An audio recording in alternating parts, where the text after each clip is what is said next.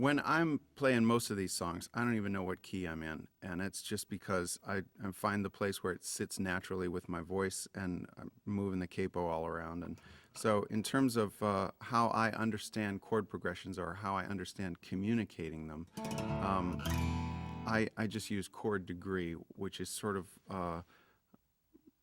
if you imagine a simple scale like the do, re, mi scale,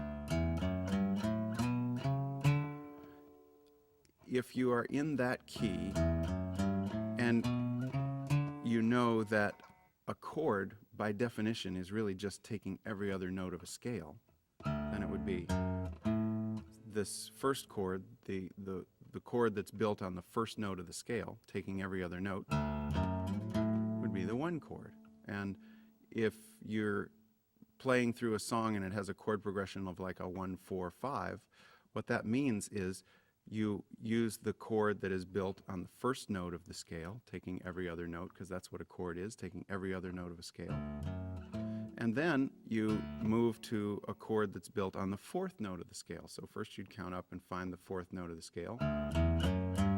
Do, re, mi, fa.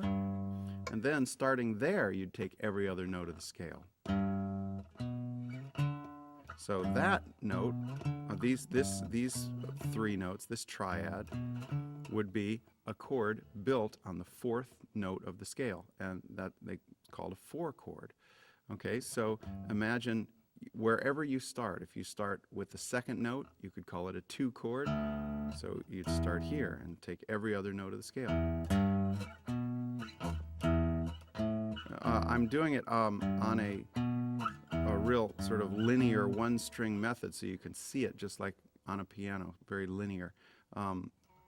But in every tuning, there are these patterns of chords, and so whenever I'm finding a song and want to communicate what the chords are, you know, I can say, okay, well, it starts with the 6 chord, and then it goes to the 3 chord, and then the 4 chord, and then the 5 chord. 6, 3, 4, and then 2 and 5. And when it's in a tuning like this and it's very linear, you can sort of see, okay, 6, 4, you know, and it moves like that. So, but in other tunings, it's not so linear, but the concept I want to get across is just this language of using chord degree instead of the letter names of the chords, because when you shift and put a capo on, I still think of the progression as the same. It's chord degree that I sort of got acclimated to, which I think for open tunings, for me, it's a lot easier than using the sort of absolute reference of the letter names of chords. Because when you shift the capo, you know, then you've still got your chord degree. You've got, if this is our new key, scale, and you take the fourth note of the scale, 1, 2, 3, 4, then your 4 chord, here, 3 chord, 2, 5 chord, 1 chord.